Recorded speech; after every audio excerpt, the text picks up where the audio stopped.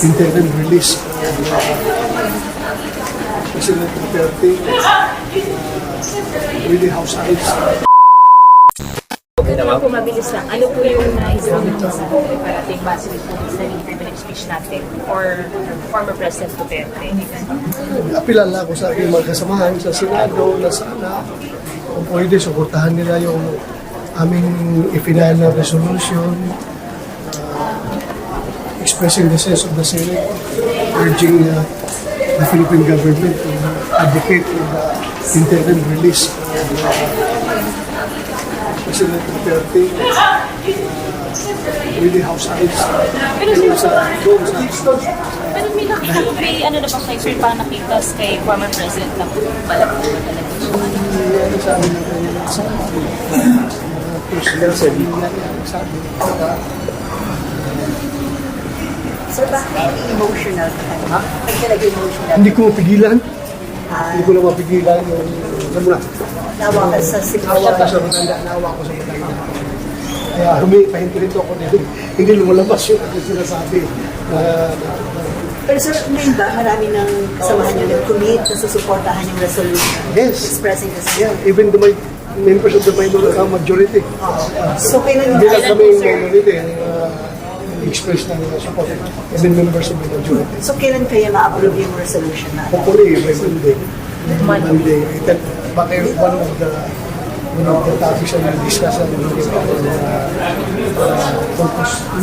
So, kung concern nyo dun sa welfare check na nangyari? Ay, hindi mo maiwasan sa amin, no? Sa amin sa side ng mga Duterte na magdududa.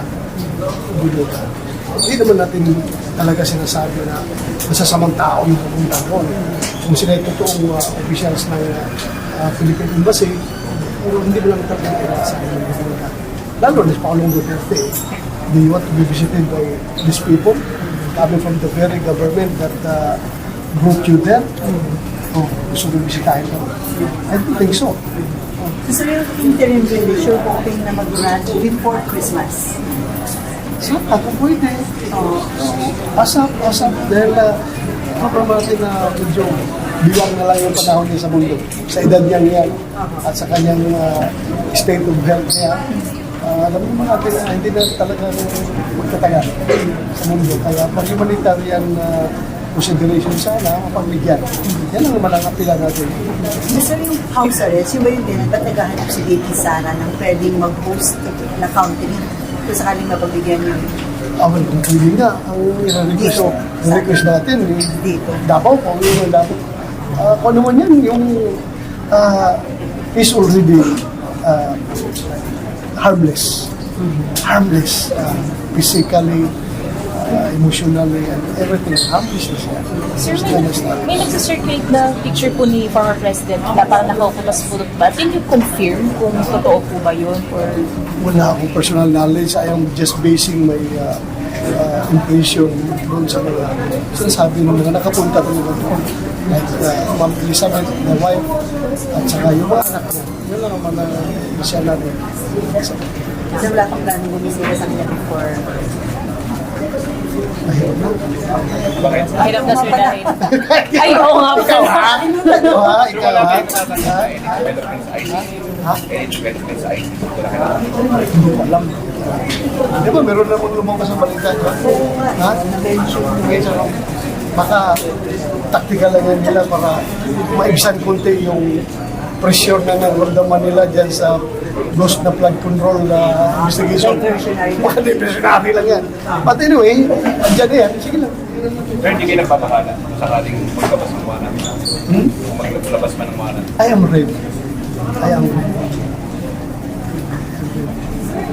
Sir, kahapon, sa bigat ng sinabi kahapon ni Alcantara against Saldico, sa tingin ko dapat siya magpaliwanag kay Christmas. Saldico, di ba ang bigat yung mga allegations sa kanya ni Alcantara? Nasa kanya yan. Kung gusto niya pumunta dito, mag-hayat. Pero malakas siya dapat ipaliwanag. Marami sila. But I am not advocating for him to be invited. Bigyan siya sila because pwede siya invite tayo, but you cannot force him to attend. attend. Or pwede siya imbitahan. Gaya yung ginawa na sa akin, nung nag-imbestiga sila ng court ko, imbitahan na ako. Pwede naman hindi ako pumunta. Sir, si Speaker Martin Valdez, parang hindi siya masyadong nagiging dito. Although nabanggit siya ni Colonel Vizcaya. Kung nadidiinsistantin ko, yung ganun na rin yun sa kanya. Kasi as speaker. Sino bang boss ni Santiago? Ha? At saka sinabi nga yung Vizcaya, di ba? Sabi mo sa Vizcaya na para sa kay Santiago, kay Speaker. So, dapat may list na. Obvious. Dapat. Pero are you sad na dalawang sa miyembro ng minority kasama sa minority ang na-mention nila? Malungkot mo. Malungkot ako para sa kanila. Sir, parang napapadalas yung focus ng minority yung mga meeting ngayon na nakaraan. Ano ito yung pwede i-share? Lang. Usapan lang namin kung ano pwede namin gawin. We have to remain cohesive. Wala naman Ha? attempt to gather. Pero ba? Anything can happen anytime. Wala. Let the good times roll. Wala tayong extra effort para dyan sa Apinas. Trabaho lang kami. Very unstable yung situation. Ha? Very unstable yung situation natin. Yun nga. So, magandang ka pa. Nagbigay mo pa dito sa sinabi. Sir, may naririnig kayong rumblings? Yung rumblings ba from PNP? Regarding yung sa nangyayari? Wala kayo nas. Kung may narinig pa naman dito sa So, meron. So, meron. Hindi narinig ako, hindi mo sabihin. Pero sir, if you want Ah, sige. to Thank you, sir. Tigaw. Thank you, sir.